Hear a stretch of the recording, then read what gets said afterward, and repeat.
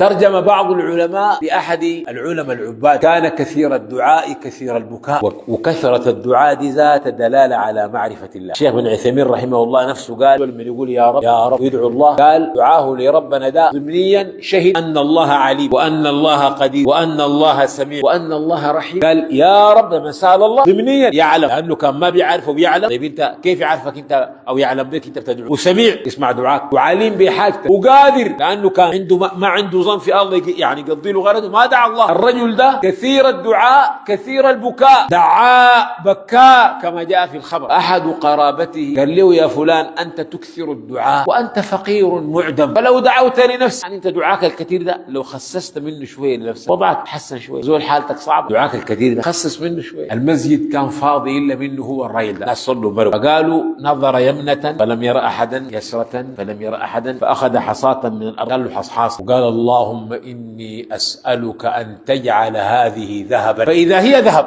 ده كان ما قلت دعاء يقول لك: والله يا شيخنا بس احنا دايرين نعرف سر الذهب ده. الدعاء الفيه سر الذهب ده ورينا يوم. الناس ما ضللوا الأمة دين الله البين الواضح الظاهر. قال رسول الله: تركتكم على مثل البيضاء ليلها كنهارها. سووا أسرار، سر المطر وسر الرزق وسر الجنة وسر الأسرار.